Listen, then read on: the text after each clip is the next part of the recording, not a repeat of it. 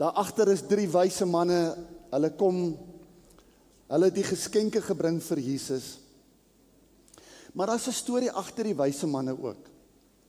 Die wyse manne het 'n ster gesien, en hulle het geweet, hierdie spesifieke ster, is die ster wat profeties aankondig, dat 'n nuwe koning gaan gebore word. Hulle was daai tyd nog in Persië, die ou Babylon, was hulle gewees. Dit was vanaf Jerusalem na Persië toe was die afstand plus minus 1000 tot 1500 kilometers. En hulle het begin te reis met hulle kamele, het hulle deur die woestyn gereis, en die skrywers sê, dit kon etlike maande gevat het, vir hulle om daai afstand af te lê. Maar hulle het heeltyd die ster gevolg, totdat hulle gekom het by Jerusalem. En in Jerusalem het hulle gekyk, en hulle het eerstens na die koning toe gegaan, koning Herodes. Now when Jesus was born in Bethlehem of Judea, in the days of Herod the king, behold, wise men from the east came to Jerusalem, asking, where is he who has been born King of the Jews? For we have seen his star in the east, and it's rising, and have come to worship him. Nou, binne in daai geskiedenis, net in daai stukkie, terwyl die wyse manne sterrekundiges, hulle was geleerde mense gewees, hulle die sterre het hulle verstaan, hulle het geweet hoe werk alles was gemaak rondom sterre en sterrekundigheid. En wat hulle eerstens gedoen het, is hulle het na die koning Herod toe gegaan, en hy het vir hom gaan vra, waar is die koning? Nou luister jy, wat dink julle wat het gebeur? Die geskiedenis herhaal om die hele tyd. Koning Herodes het so kwaad geraak, dat daar word nou gesê, daar's 'n ander koning gebore, binne in my koningskap. Die uiteinde van dit was gewees, nie lank nadat die wyse manne by Jesus uitgekom het in Bethlehem, het koning Herodes gegaan en hy het gesê, hy bring 'n bevel uit, alle kinders, alle seuns, vanaf 1 jaar tot 2 jaar, moet doodgemaak word. Dit was chaos gewees. En al die kinders is doodgemaak, maar ons leer deur die geskiedenis, dat Josef en Maria en Jesus het gevlug, en hulle het weggekom van dit alles, wat daar gebeur het. Maar die wyse manne, bring geskenke, en dit is wat vanoggend net hier uitgebeel word. Ek gaan kyk of ek by een geskenk kan uitkom, en dan Sondag gaan ons verder praat oor die ander geskenke. Maar die wyse manne, hulle het die kind gesien, saam met Maria, sy moeder, en kyk na hulle aksie, hulle het neergeval, hulle het hom aanbid, en hulle het hulle skatkis oopgemaak. Nou, hierdie is sommer my eie kissies, wat nou al jare oud is. Hulle het hulle skatkis oopgemaak, en hulle het uitgehaal, hulle het goud uitgehaal, en goud vir Jesus gegee. Jy kan dit kom haal, hierdie is suiwer goud, hoor. Moenie lag nie, ek is ernstig. Maar, hulle het goud, wierook en mirre het hulle uitgehaal. Nou hiervoor lê wierook in die sekere salf, as jy na die diens wil kom, en dan kan jy van hierdie salf kom vat, en het op 'n lappie gooi, en saam met jou huis toe vat. Maar die reukoffers wat hulle gebring het, en dan die laaste een, die mirre, het almal, elkeen van hulle, het sulke diep profetiese beelde wat na vore kom, dat ons bietjie daaroor wil praat, en bietjie daaroor wil uitwy, wat het dit beteken? Ons almal dink aan geskenke, ons almal het al klaar gisteraand seker van ons geskenke gekry. Ek het niks gekry nie. Fanny, as jy iets daar by die huis het wat jy wil gee, bel my net, ek sal dit kom haal.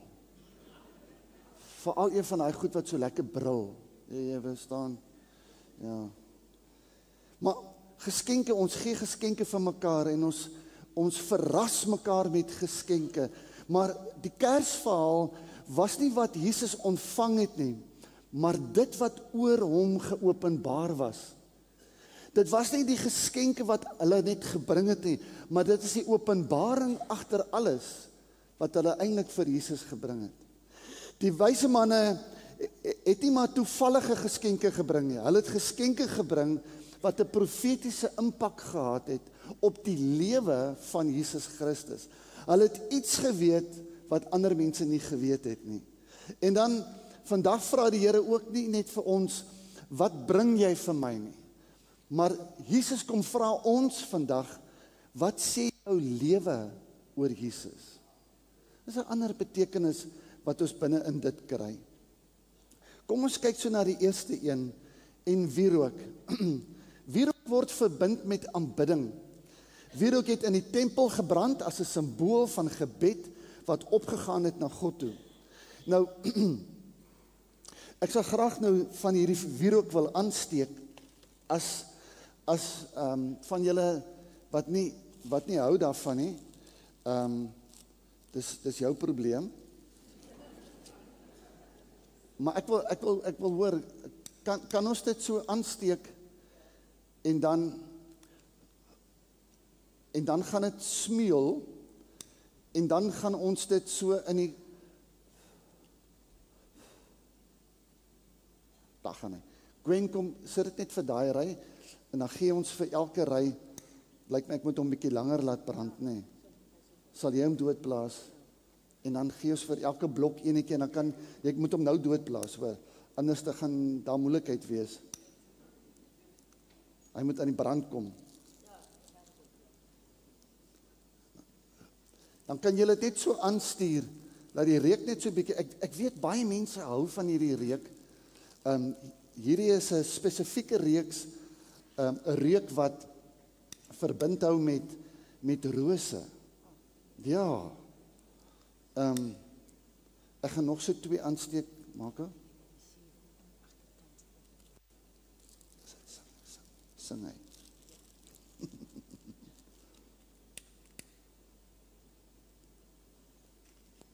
Kom, wie kan vir my help?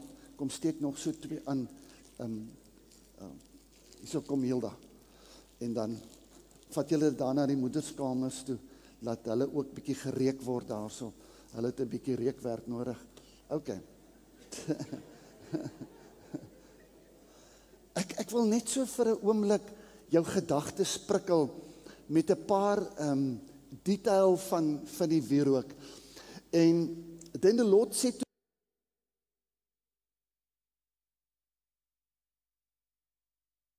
sweet spices with pure frankincense, an equal amount of each. Meng dit soos 'n apteker en maak daarvan suiwer en heilige wierook. En dan vers 37 sê, jy mag nooit hierdie wierook vir jouself maak nie. Dit is uitsluitlik vir die Here. Dit is vir die Here alleen. Nou daar's 4 bestanddele wat binne in hierdie wierook saamgevoeg was. Ons kry naaltjies, ons kry hars, ons kry suiwer wierook en dan kry ons daai galbanum. Nou hars in die Bybel verduidelik vir ons, dit is boomgom. Dus van 'n spesifieke boom, wat hulle dan die gom gevat het, en dit word dan in 'n houer gegooi, waarin dit gaan fyn gestamp gaan word, en waar dit gaan gebruik word. Dit kom van die boom, vir julle wat nou dit geïnteresseerd is daaraan, die mastiekboom. Die mastiekboom, so. En dan die naaltjies, ek dink ons almal ken naaltjies, nê. Ons is mos lief daarvoor, jy vat sommer 'n naaltjie en sit dit in jou mond. Maar die effek van die naaltjie, as jy hom sê in patat sit, hy gee so 'n soeterige geur af. Hou jy nie van naaltjies nie. As jy ooit wil leer hoe om kos te maak, Mako, sal jy 'n kursus aanbied volgende jaar. Hy kan kos maak en hy's lief vir naaltjies. En dan kry mens ook die galbanum. Galbanum is 'n tipe van 'n bitter aromatiese gomhars. dis ook van 'n spesifieke boom. Hulle praat van die Varilla genisboom, wat jy veral in Turkye kry, en dan word dit gebruik, en dan die suiwer wierook is ook 'n tipe van 'n boom, meer van die wortel van 'n boom af, en dit word dan saamgevoeg in gelyke mate, en dan word dit fyn gestamp, en dan word dit gebruik om 'n reukwerk te maak. Baie keer in 'n ou se lewe is daar verskeie omstandighede wat baie keer bydra. Wanneer die omstandighede jou lewe so begin kraai, so begin pers, en jy dit toelaat dat dit jou lewe maar bietjie impakteer, dan bring dit jou nader aan Christus, en dan begin daar 'n nuwe reukwerk in jou lewe na vore kom. Baie keer, wanneer omstandighede plaasvind in 'n mens se lewe, wanneer daar verskillende seisoene in 'n mens se lewe is, jy weet ons, mens kry lekker seisoene, mens kry goeie seisoene, en dan kry jy mens bitter seisoene. Maar al daai seisoene, as jy dit assimileer, as jy dit binne in jou intrek, as jy daarna luister, as jy daarna kyk, waarom gebeur dit nou, en wat se reukwerk kan dit nou in my laat posvat, dan kan dit jou lewe verryk, dit kan jou lewe verbeter, dit kan vir jou 'n wyser mens laat word, een wat 'n reukwerk afgee aan ander mense, sodat jy binne in jou lewe 'n wysheid na buite toe straal. In die Ou Testament openbaar wierook 'n Jesus se priesterskap. 'n Wierook is in die tempel gebruik vir gebed en aanbidding. Ons het al modelle gebou en ons het al baie daaroor gepraat, maar in die tabernakel was daar voortdurend 'n reukwerk wat gebrand het. Soos wat hierdie reukwerk nou so deur die auditorium werk en goed, is daar 'n reukwerk gewees. En weet jy, die reukwerk was eintlik 'n aktivering van die gelowiges se gebede. Partykeer raak 'n mens moeg van bid, nê? Maar gebed is deel van jou reukwerk wat jy afskei in God se koninkryk. Die tweede ding saam met dit is jou aanbidding. Ons het nou net vir 20-25 minute net gestaan en geaanbid en die Here groot gemaak. Aanbidding is 'n reukwerk wat altyd moet plaasvind. God luister daarna. Dit is vir God soos 'n welriekende offer wat gebring word.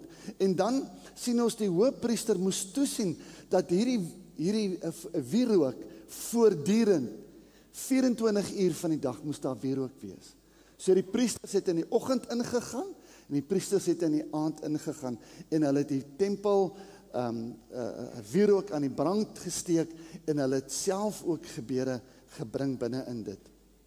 Ons lees in Hebreërs 4 wat sê, ons het dan nou 'n groot hoëpriester wat deur die hemele beweeg, Jesus die Seun van God. Laat ons voortdurend aan ons geloofsbelydenis aangaande Jesus vashou. Hierdie hoëpriester van ons kan ten volle met al ons swakhede saamvoel, want hy is in elke opsig op dieselfde manier as ons versoek, maar hy het nie voor die sonde geswyg nie. 'n goeie tyd waarin ons reukwerk na God toe kan bring. En dan beteken dit vir ons die volgende: God soek nie net mense wat hom ken nie, maar mense wat hom aanbid. Kyk gou vir die ou langs jou en sê vir hom, hey. Dis wat God soek. Daar's soveel mense wat Jesus ken, maar aanbid jy hom? Maak jy hom groot? Ken jy hom vanuit jou hart uit? Jou lewe moet 'n geur wees wat God behaag by die werk, by die huis en in moeilike tye. Nou, ek wil afsluit vanoggend. Maak as jy so lank na vore kan kom. Hier's 'n baie interessante skrifgedeelte wat ons in 2 Korintiërs 2 vers 14 kry. It says, "But thanks be to God who in Christ always lead us in triumph, and through us spreads and makes evident the fragrance of the knowledge of God everywhere. Deur ons versprei hy die aangename geur van sy kennis op elke plek. Ek wil gou die kontras. As jy 'n morbiede mens vat, as jy 'n klarige mens vat, as jy 'n negatiewe persoon vat, as jy iemand vat wat net gesentreer is op homself en al sy probleme, wat is die geur wat hy versprei? Nie lekker geur nie, nee. Dis sommer net so akligheid. Dis eintlik, wanneer jy in so geselskap is, wil jy nie daar wees nie. Dis nie lekker nie. Maar as jy iemand is wat opgewonde is en excited is en jy praat oor positiewe goed en die lewe is vir jou lekker en die lewe is vir jou lied, wat maak dit aan mense om jou? En ek wil jou vra vandag, wat se reukwerk versprei jy? Wat is die geur wat afkom by jou? Of het die lewe jou so gemaal dat die geur eintlik nie meer 'n lekker geur is nie? Dan wil ek jou vanmôre huis toe stuur. Jy het nou iets soets geëet. Jy het nou iets gekry vanmôre uit hierdie diens uit. Verruil dit. Sit jou hart neer by die Here en sê, Here, al my swaar van die jaar, al my negativiteit van die jaar, al my probleme van die jaar, dit gaan in elk geval oorgaan. Ek sit dit by U neer. En ek kies vanmôre om die geurwerk van Christus te vat en hier uit te stap en vir my familie en vir my vriende 'n positiewe impak te wees. Een wat reflekteer die geur van Christus. Amen. Kom ons sit net so, ons buig ons hoofde toe.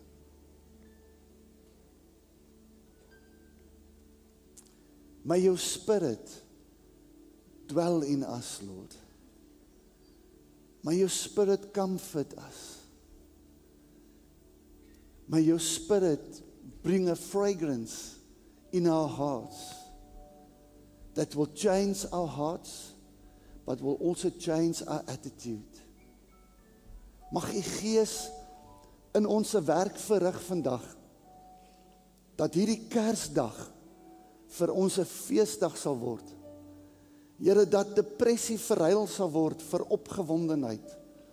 Dat swaarheid en swaarmoedigheid verruil sal word vir blydskap. En ons dankie daarvoor. Ons eer U en ons loof U in Jesus naam. En ons almal sê amen.